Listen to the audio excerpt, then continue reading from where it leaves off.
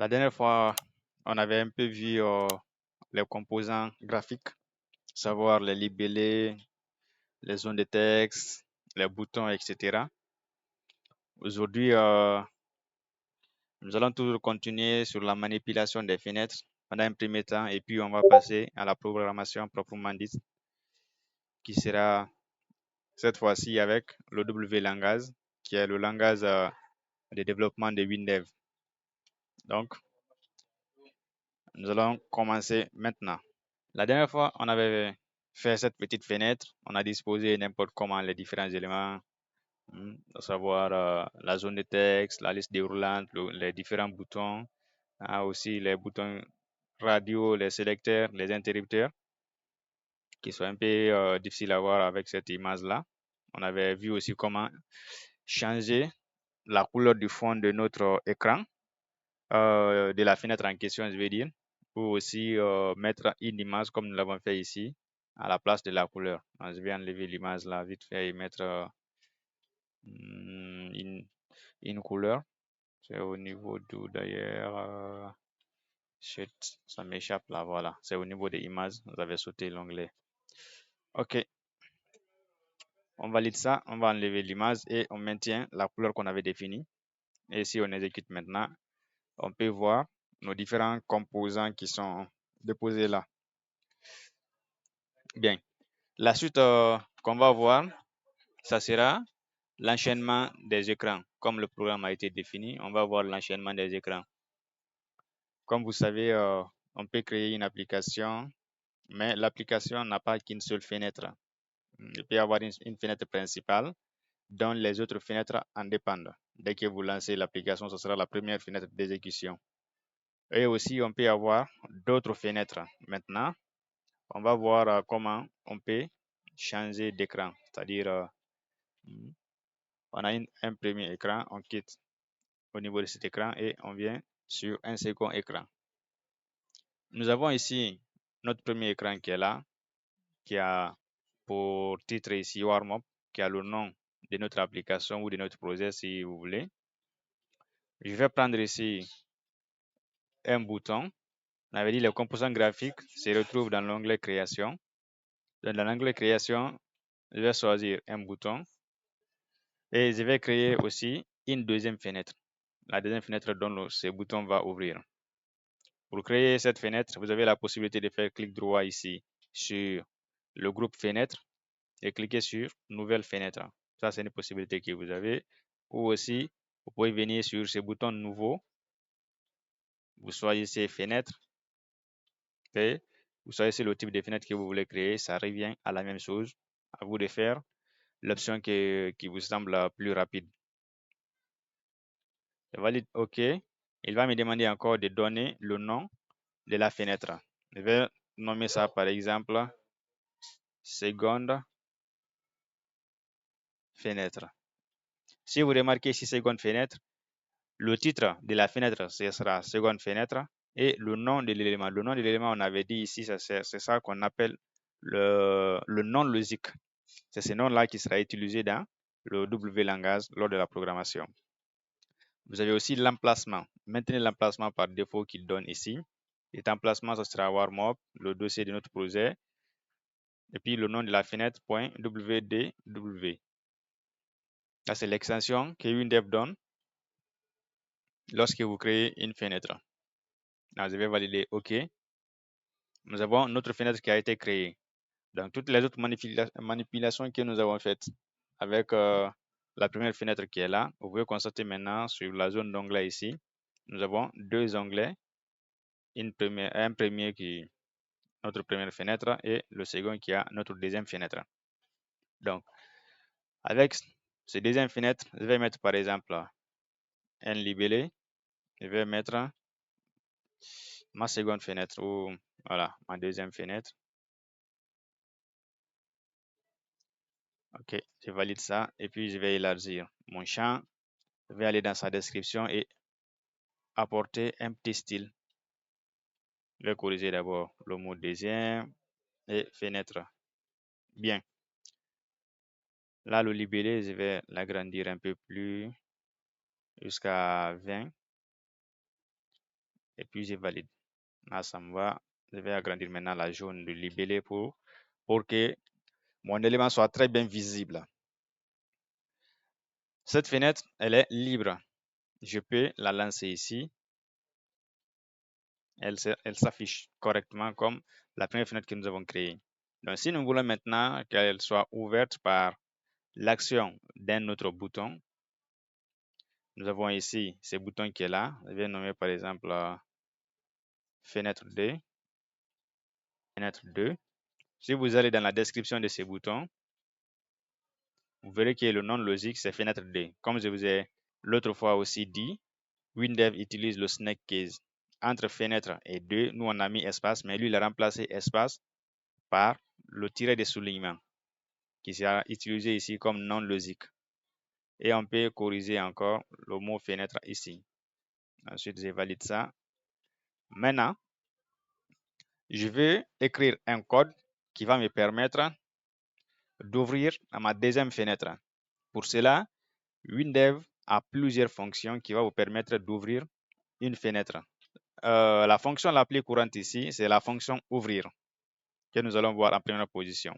Maintenant, pour écrire ce code, nous allons accéder à l'éditeur de code du composant graphique. Chaque composant graphique que vous voyez ici sur cette fenêtre, que ce soit les sélecteurs, les interrupteurs, les boutons, les champs de saisie, les listes déroulantes ou combos, ils ont tous un éditeur de texte qui va vous permettre d'écrire le code à exécuter lorsque vous cliquez sur l'élément en question ou bien lorsque vous exécutez l'événement, parce que chaque code que vous allez écrire spécifiquement pour un composant graphique, ce code sera exécuté d'après l'événement spécifié.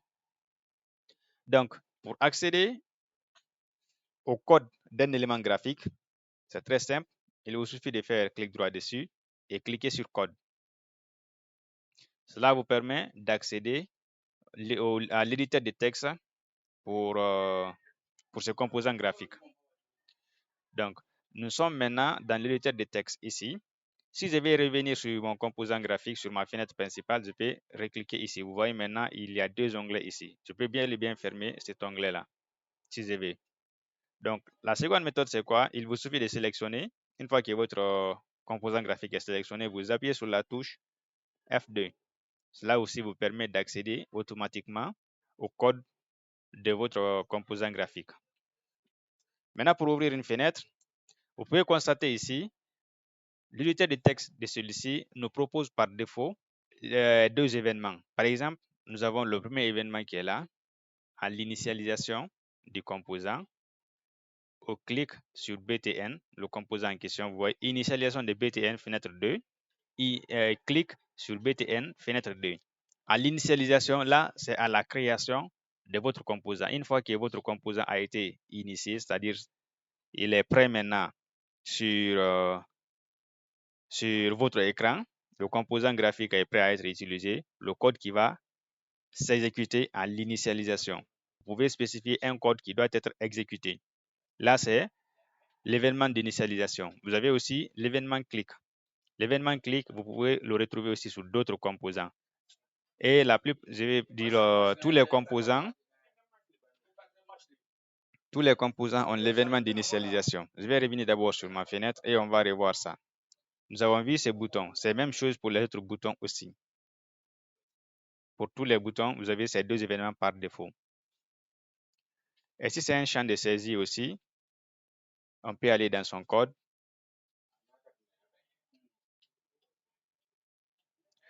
Là, par défaut, vous avez trois événements. Vous avez l'initialisation du champ de saisie. Vous avez l'entrée dans le champ de saisie, la sortie dans le champ de saisie et à chaque modification de la valeur qui est contenue dans le champ de saisie. Vous avez ces quatre événements par défaut. Je dis par défaut parce que vous avez aussi la possibilité d'ajouter d'autres événements. En cliquant ici, par exemple, ajouter d'autres événements à votre composant, par exemple, la SAI, saisie nom et prénom. Lorsque vous cliquez dessus, vous avez une liste d'événements qui est là. Tous enfoncés, tous relâchés Ça, c'est des fonctionnalités qui sont réservées au WinDev mobile. Vous pouvez voir ici le nom de l'événement, WM, WM pour WinDev mobile, qui donne, qui op, ainsi de suite.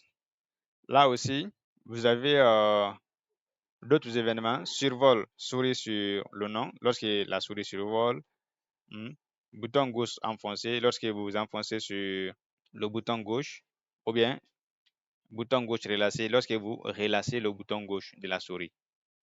Donc, ce sont des événements que vous pouvez ajouter si vous avez besoin d'un événement qui n'existe pas par défaut. Là, vous avez la possibilité de cocher l'événement, par exemple, survol, je coche ça, et puis je valide OK.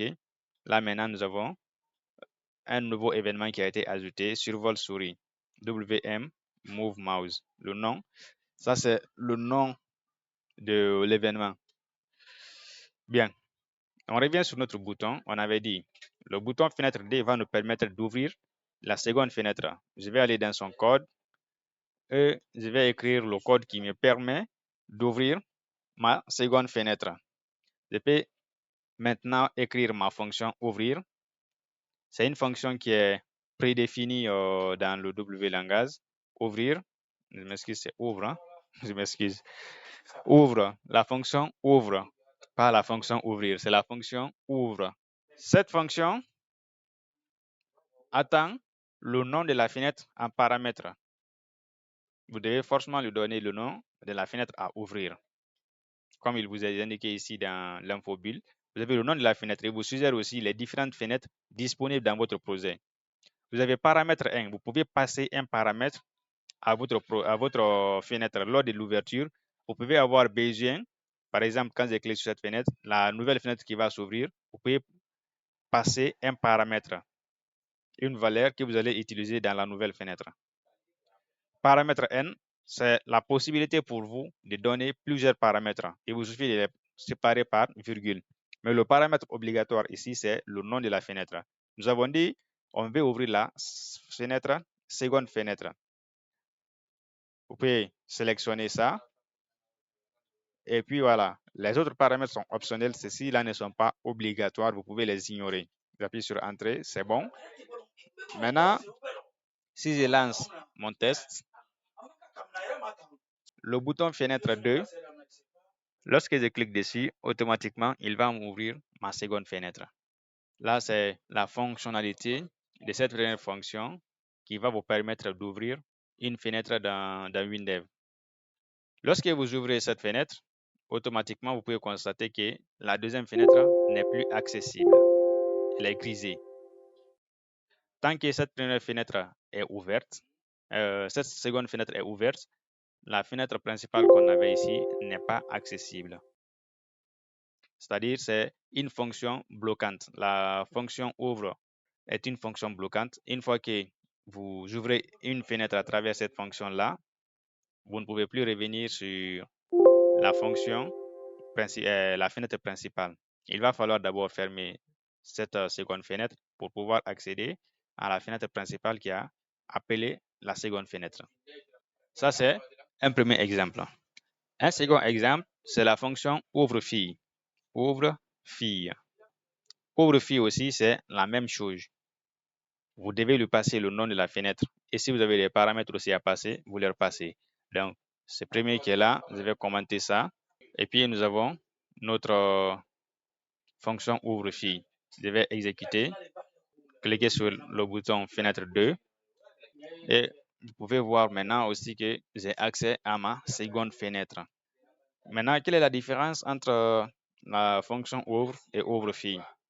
Lorsque vous ouvrez avec ouvre, on a vu tout à l'heure que la fenêtre principale était inaccessible. Mais avec ouvre-fille, vous pouvez directement aussi accéder à la fenêtre principale. Vous pouvez, par exemple, je vais ici l'agrandir. La fenêtre fille reste au premier plan, mais vous avez bel et bien la possibilité de manipuler aussi la fenêtre principale. Ça ne va pas mettre la fenêtre fille en arrière-plan, ça reste toujours au premier plan, mais vous avez la possibilité aussi de manipuler la fenêtre principale qu'il a appelée, qu'il a ouverte. Donc là, c'est la différence qui existe entre ouvre et ouvre-fille. Cette fenêtre seconde est considérée comme une fenêtre qui hérite de la première fenêtre. Nous avons aussi une troisième fonction qui est la fonction utilise. Utilise est une fonction qui prend un seul paramètre. Lui, il n'a pas besoin de... Vous n'allez pas passer ici d'autres paramètres. C'est un seul paramètre que vous passez. Utilise est très important. Par exemple, bon, je vais commenter d'abord, supprimer cette deuxième fonction ouvre-fil. On va tester aussi la fenêtre, la fonction utilise. La fonction utilise a un comportement. Pour l'utiliser, il faut faire très attention parce qu'elle ne se comporte pas comme la fonction ouvre et elle ne se comporte pas non plus comme la fonction ouvre-fil. Cette fonction, dès que vous l'utilisez, elle va ouvrir la fenêtre cible et fermer la fenêtre source. On va tester pour voir. Nous avons notre bouton ici, fenêtre 2. Lorsque je clique sur fenêtre 2, automatiquement, ma première fenêtre qui était ouverte se ferme et la fenêtre appelée s'ouvre. Donc, en utilisant la fonction utilise, faites très attention parce qu'elle va fermer toutes les autres fenêtres précédentes. Toutes les autres fenêtres qui sont ouvertes seront fermées et la fenêtre appelante sera la seule fenêtre affichée. Donc, nous avons ici ces trois fonctions qui vont vous permettre d'ouvrir une fenêtre. Mais bon, moi, généralement, cette fonction, je l'utilise très rarement parce que, voilà, lorsque vous l'utilisez, il faut faire attention. Elle ferme toutes les autres fenêtres précédemment ouvertes. Si vous devez l'utiliser, voilà, rassurez-vous que les fenêtres précédentes doivent être fermées d'abord avant de l'utiliser. Par exemple, une fenêtre de connexion, c'est possible. La première fenêtre de connexion de votre application, une fois que l'utilisateur se connecte, vous pouvez utiliser cette fonction pour ouvrir la fenêtre principale et ça va permettre de fermer la fenêtre de connexion, ensuite vous faire passer sur la fenêtre principale de l'application. Vous avez ces trois fonctions qui vont vous permettre de naviguer entre fenêtres. Bon, après ces premières manipulations, nous allons passer sur le W langage proprement dit. Mais avant de commencer ça aussi, on va faire une dernière manipulation sur nos éléments graphiques, qui est l'ancrage. L'ancrage va vous permettre de définir un design adaptatif sur votre application. C'est le responsive design. Par exemple, si je lance la fenêtre warm-up ici, mes composants restent alignés à gauche. Mes composants sont tous calés à gauche et ils ne suivent pas la dimension de mon écran. Maintenant, nous avons la possibilité de définir ce qu'on appelle les ancrages pour chaque composant. Pour chaque composant, on peut définir lorsque la fenêtre est à sa taille initiale, nous voulons que nos éléments s'affichent à tel emplacement. Et lorsque la taille s'agrandit, la fenêtre passe en full screen, on veut déplacer tel élément à tel endroit ou bien élargir la largeur, soit la hauteur de l'élément en question. Pour faire cela, c'est très simple. Si je veux que mes éléments restent à leur position initiale, actuellement, vous pouvez voir, quand on lance, nos éléments sont là, mais si j'agrandis la fenêtre, ils ne bougent pas. Quand je mets en full screen, ils ne bougent toujours pas. Ils sont intacts. Je peux, par exemple, déplacer mes deux champs, le champ de saisie et le champ combo. Je peux les remettre au beau milieu de l'écran lorsque j'agrandis la fenêtre. Ou bien aussi, je peux les aligner à droite de mon écran. Pour faire cela, qu'est-ce qu'il faut? Nous allons revenir dans le projet et définir l'ancrage. Pour définir l'ancrage, vous pouvez faire clic droit et cliquer ici sur ancrage. Vous avez plusieurs options pour définir l'ancrage d'un composant. Par défaut, il est sur gauche. Je vais dire aucun, c'est-à-dire aucun ancrage n'est défini. Vous avez largeur, c'est-à-dire l'élément va s'étendre en largeur. Vous avez aussi droite. Droite, l'élément sera calé à droite de la fenêtre. Centre, centré horizontal, il va horizontalement centrer votre élément. C'est ce que nous voulons ici, par exemple. Nous allons centrer le composant. Mais vous voyez ici, il m'affiche un warning. L'ancrage sélectionné peut provoquer des superpositions. Pourquoi est-ce qu'il sélectionne ça? Parce que nous avons défini l'ancrage pour ce champ. On lui dit d'aller au centre. Mais s'il vient au centre, il y a déjà un autre champ qui est là. On va voir ce qu'il va donner. On va tout de même prendre ça. Et vous pouvez voir ici qu'il a déjà encadré ça en rouge pour dire voilà, le sang là est en danger. Si on fait le test, vous voyez les deux champs se sont superposés comme il nous a averti. Mais lorsque j'ai réduit, mon champ de texte est à gauche. Et si j'agrandis, vous voyez, il n'est plus à gauche. Il est venu au centre. Mais les deux champs se sont superposés. Pour éviter cela, on va dire de centrer tous les deux. J'ai défini l'ancrage pour cet autre élément aussi. Hein, vous voyez déjà, dès que je suis venu, il m'a automatiquement proposé de centrer l'autre là aussi. Donc, de choisir celui-ci. Voilà. Si vous remarquez, vous voyez, il y a une flèche rouge qui indique la direction de l'ancrage. Il dit, bon, il va aller vers la droite pour le centrer. Donc, quand je lance maintenant le test, vous voyez, mes deux champs ont été nettement centrés au beau milieu de l'écran sur ma fenêtre.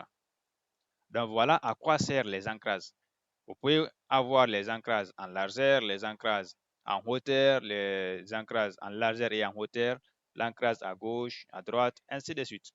Là, cela vous permet de définir l'emplacement de votre composant graphique en fonction de la dimension de votre écran.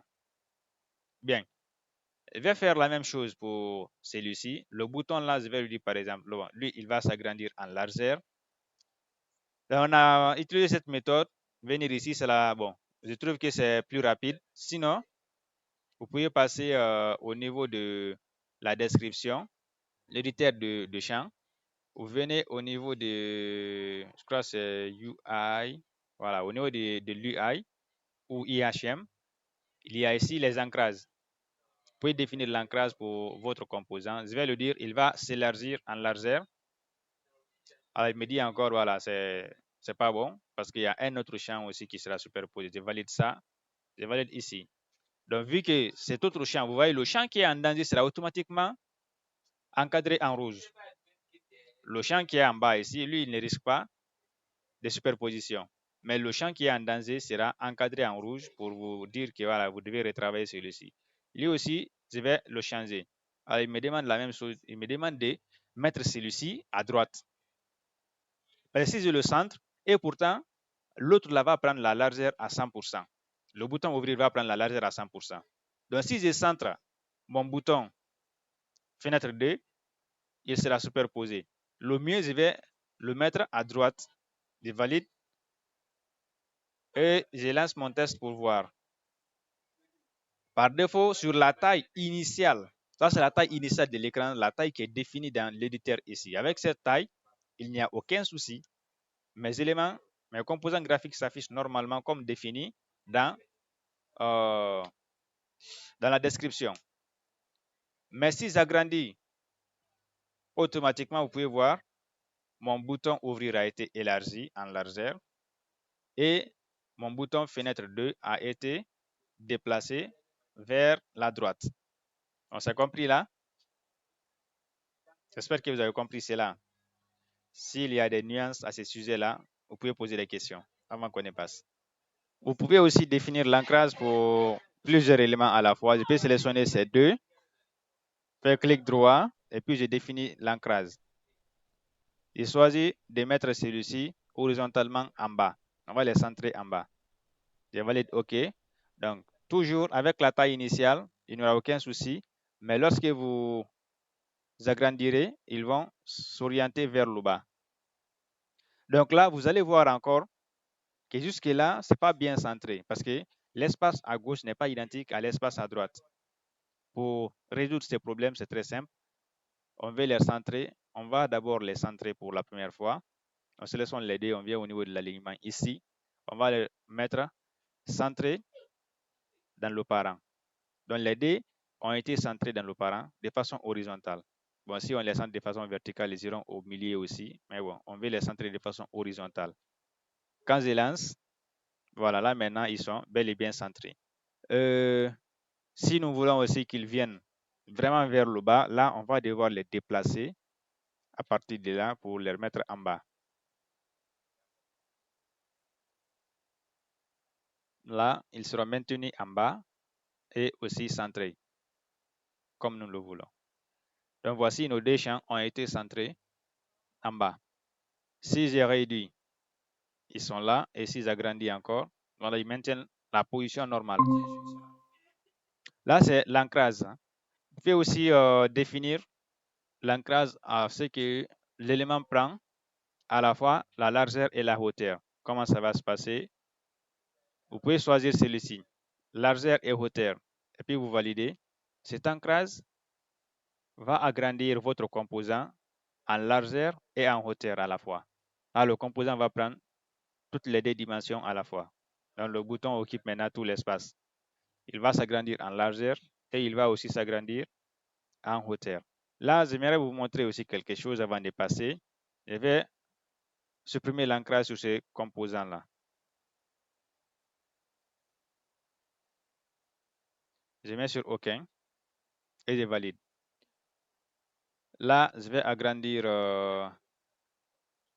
Voilà, il va occuper tout mon écran comme ça. Et ici encore, je vais l'agrandir jusqu'ici. J'ai agrandi mon bouton en largeur et en hauteur. Il a directement pris la largeur disponible sur mon écran et aussi il a pris la hauteur nécessaire, toute la hauteur qui est disponible sur mon écran. Maintenant, selon vous, comme ça, le bouton, si jamais j'agrandis la fenêtre, le bouton va toujours s'agrandir, adapter la taille, ou bien elle va rester à sa taille initiale, d'après vous, d'après ce que vous avez compris au niveau des ancrages. Par exemple, j'ai agrandi le bouton. Le bouton, on va revenir à sa taille. Le bouton était comme ça. Maintenant, j'ai agrandi sa taille en largeur et en hauteur pour qu'il occupe toute ma fenêtre. Donc là, si je lance l'exécution, quel sera l'affichage du bouton? Il va s'afficher en grande taille comme ça. Et lorsque j'agrandis aussi la fenêtre, est-ce que le bouton sera toujours en grande taille? Donc si nous exécutons ici et qu'on agrandisse, là c'est effectivement ce qui se passe. Vous voyez là, à la taille initiale, nous avons défini une taille pour le bouton. Le bouton prend une dimension. Mais si on exécute, vu que l'ancrage n'a pas été défini, le bouton reste toujours à la même largeur et à la même hauteur. Si nous voulons que le bouton continue à occuper l'espace disponible en largeur et l'espace disponible en hauteur, nous allons définir son ancrage. On vient au niveau de l'ancrage, il y a largeur. Si je mets largeur, c'est juste la largeur qui sera augmentée. La largeur a été augmentée. Et si je passe l'ancrage en largeur et hauteur, toutes les deux dimensions seront ajustées à la fois. Vous voyez, le bouton a automatiquement rempli l'espace disponible en largeur et l'espace disponible en hauteur. Pourquoi? Parce que à la taille initiale, on lui a dit d'occuper toute la largeur et la hauteur. En plus de cela aussi, nous avons défini son ancrage en largeur et en hauteur. Les ancrages, il faut savoir les manipuler parce que souvent, vous pouvez développer une application et puis après, quand vous agrandissez la fenêtre, voilà, les composants sont un peu bizarres à voir. Donc, il faut bien savoir les manipuler. Il y a aussi l'ajustement de l'écran qu'on verra plus tard. Comment on peut aussi ajuster les composants d'après la dimension définie par l'écran. Bon, là, c'est les petites manipulations qu'on puisse faire sur les composants graphiques. Au début, nous avons vu comment faire leur mise en forme, comment créer. Maintenant, aujourd'hui, nous avons vu comment accéder au code source du composant, ces événements. Ensuite, en plus de ça, les autres disaient qu'ils ne m'entendaient pas pour la première fois. J'avais dit ici, par défaut, les éléments ont un certain nombre d'événements définis par défaut. Les boutons, c'est deux événements qui sont définis par défaut, initiation et clic. Mais cela ne veut pas dire que c'est seulement les deux événements qu'on peut utiliser au niveau d'un bouton. il y a d'autres types d'événements aussi qu'on peut utiliser sur les composants. Par exemple, si je vais ajouter ici le double-clic sur mon bouton, actuellement, le clic, c'est la fonction utilise qui va s'exécuter. Mais je peux aussi ajouter le double-clic en cliquant sur ajouter d'autres événements à BTN fenêtre 2. Je vais chercher ici double-clic le nom de cet événement. Ça, c'est le survol. Bouton gauche enfoncé, bouton gauche relâché. Là, c'est quand tu enfonces. Et là, c'est quand on relâche le bouton gauche. Bouton gauche, double-clic. Là, c'est ce que je cherche. Je vais sélectionner l'événement en question. Je le coche et puis je valide. Voilà, maintenant, cet événement aussi a été ajouté dans mon éditeur de code ici. Donc, qu'est-ce que je vais? Cette fois-ci, je vais afficher un message à l'écran. Lorsqu'on double-clique sur mon bouton, je vais afficher un message pour dire, par exemple, je vais mettre à Hello World, juste un message simple. Il doit m'afficher Hello World dans Gene Alert. On peut toujours rester là, on exécute. Le bouton, c'est celui-ci.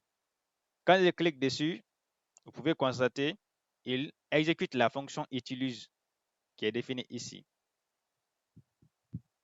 Là, il a exécuté comme ça le rôle, l'action de la fonction utilise. Par contre, si je double-clique, voilà, la fonction m'empêche, dès le clic, lui, il s'exécute automatiquement. Je vais le commenter cette fois-ci. Et maintenant, bon, le double-clic a été ignoré. On va mettre ça en pause pour permettre de voir le double-clic. Voilà, dès qu'on double-clique dessus, il nous dit ici Hello World. Il nous affiche notre alerte qu'on a codée. Ce sont des événements aussi que vous pouvez ajouter sur votre composant graphique. Vous pouvez ajouter plusieurs événements. On a ça, on peut avoir aussi, par exemple, au survol. Et j'exécute ici, info.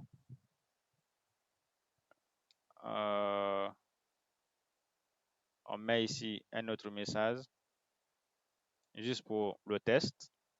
Là, ça doit s'exécuter dès qu'on survole notre composant. Voilà, dès que la souris survole, automatiquement, notre fonction a été exécutée. Attention, j'ai encore survolé. Voilà. Donc là, c'est comme ça, vous pouvez ajouter d'autres événements dont vous avez besoin et qui n'ont pas été ajoutés par défaut par les développeurs de WinDev. Maintenant, nous devons commencer la programmation avec le W langage. Et pour ça, j'espère que vous avez une base en algorithmique. Ok, mais c'est moi, j'ai une question concernant les ancrages. Oui. Voilà, par exemple, si on développe une application et qu'on ne veut pas, par exemple, gérer les ancrages, est-ce qu'on peut enlever les icônes d'agrandissement et de réduction au niveau des fenêtres? On J'ai laisse pas compris, seulement pour répète la s'il te plaît, fermeture. répète. Si, j'ai dit, par exemple, si au niveau des fenêtres d'une application, on ne veut pas gérer les ancrages, mais on enlève euh, l'icône d'agrandissement et l'icône de réduction au niveau de la fenêtre, on laisse seulement pour la fermeture. Est-ce que cela n'affectera pas quelque chose au niveau de l'application? Bon, il faut voir l'ergonomie. Est-ce que l'application qui est là, parce qu'il y a certaines applications, on n'a pas besoin de l'icône d'agrandissement pour agrandir la fenêtre ou bien pour redimensionner la fenêtre. Si tel est le cas dans ton projet, aucun souci, tu peux enlever l'agrandissement. Avec le robot de surveillance qui vous guide dans votre travail, lorsque vous avez des champs sur votre fenêtre, par exemple ici, la fenêtre test est redimensionnable, mais aucun ancrage n'est défini. C'est-à-dire, la fenêtre là, on peut la redimensionner. Lorsqu'on ouvre, on peut la redimensionner. Mais vu qu'aucun ancrage n'est défini, l'ergonomie ne sera pas bien adaptée. Parce que quand on agrandit, toujours notre libellé reste intact. Par contre, si tu sais que oui, effectivement, bon, mon application là, la taille que j'ai définie, l'utilisateur va l'utiliser ainsi, il n'aura pas besoin d'agrandir ni de redimensionner à travers les bords là. Donc à ce niveau, tu peux bel et bien, tu es libre de désactiver l'agrandissement et de ne pas définir d'ancrage. Là, en ce moment, tu n'as pas besoin d'ancrage. Par contre, si tu sais que oui, l'utilisateur aura besoin d'agrandir la fenêtre de mon application, là, à ce niveau, il est très important de définir les ancrages pour avoir une bonne ergonomie. Je ne sais pas si j'ai répondu à ta question. Oui, oui, oui, j'ai compris, j'ai compris. Merci.